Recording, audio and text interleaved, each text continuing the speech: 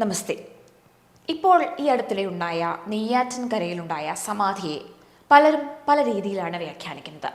ഇപ്പോഴത്തെ ഈ പരിഷ്കൃത സമൂഹത്തിൽ അത് ശരിയാണോ അല്ലയോ എന്നതിലേക്കല്ല നമ്മൾ ഇന്ന് പോകുന്നത്.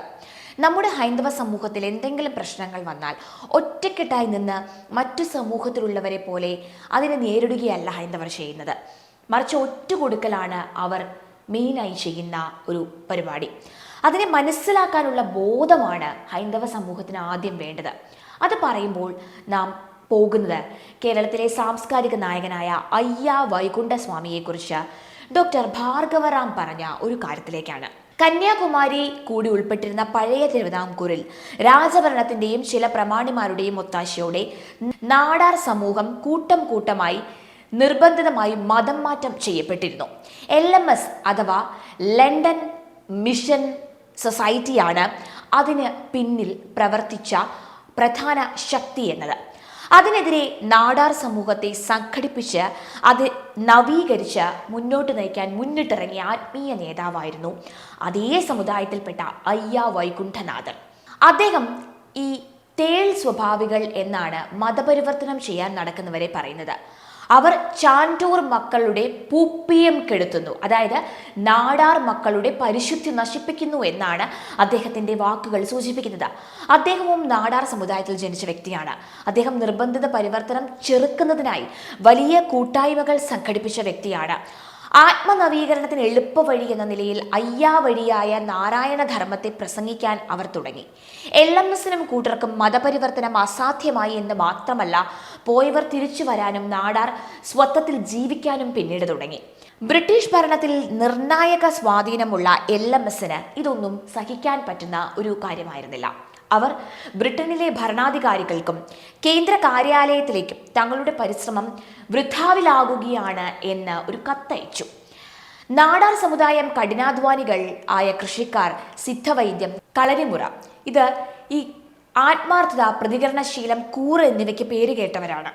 പന ചെത്തി പനങ്കള്ള് ശേഖരിക്കലാണ് പരമ്പരാഗതമായി അവർ മാത്രം ചെയ്തു വന്നിരുന്ന ഒരു തൊഴിൽ. അയ്യാ വൈകുണ്ഠനാഥർക്ക് അദ്ദേഹത്തിന്റെ രക്ഷിതാക്കൾ നൽകിയിരുന്ന പേര് മുത്തുക്കുട്ടി എന്നായിരുന്നു. കുലത്തൊഴിലിനെയും സമുദായത്തെയും പഴയ പേരിനെയും ദുസ്സൂചനയോടെ അവഹേളനാത്മകമായി മുത്തുക്കുട്ടി എന്ന പനകേറി ചെകുത്താൻ നമ്മുടെ പ്രയത്നങ്ങളെ വൃഥാവിലാക്കുന്നു എന്നിങ്ങനെയായിരുന്നു ഈ LMSന്റെ കത്തുകളിൽ അയ്യാ വൈകുണ്ഠനാഥരെ കുറിച്ച് വിശേഷിപ്പിച്ചിരുന്നത്. വിരളി പിടിച്ച LMSകാർ അന്നത്തെ ഹിന്ദുക്കളായ ഉത്തരവാദിത്തപ്പെട്ട മാടമ്പിമാരിൽ ചിലരെയും അതിന് കൂട്ടിന് രംഗത്തിറക്കി. LMSകാരുടെ വാക്കുകളെ ആവർത്തിച്ചുകൊണ്ട് അവർ പ്രചരിപ്പിക്കാൻ ശ്രമിച്ചത് മൂത്തുക്കുട്ടി എന്ന ചാന്നാന് എന്ത് ആത്മീയതയാണ് ഉള്ളത് എന്നാണ്. ഇയാൾ പറയുന്നത് ശുദ്ധ തട്ടിപ്പാണ് എന്നാണ്. ചാന്നാർ, ചാൻഡോർ തുടങ്ങിയ പദങ്ങളായിരുന്നു നാടാർ സമുദായത്തെ സൂചിപ്പിക്കുന്നതിന് പറഞ്ഞുകൊണ്ടിരുന്നത്. ഏതായാലും ബ്രിട്ടീഷ് ഭരണാധികാരികൾ കുഴപ്പക്കാരായ മുത്തുക്കുട്ടിയെ പിടികൂടാൻ രംഗത്തിറങ്ങിയതോടുകൂടി മതിയായ കാരണം എന്ന നിലയിൽ രാജ്യദ്രോഹ കുറ്റം തന്നെയാണ് അദ്ദേഹത്തിന് ചാർത്തപ്പെട്ടത്. രാജഭരണമാണല്ലോ.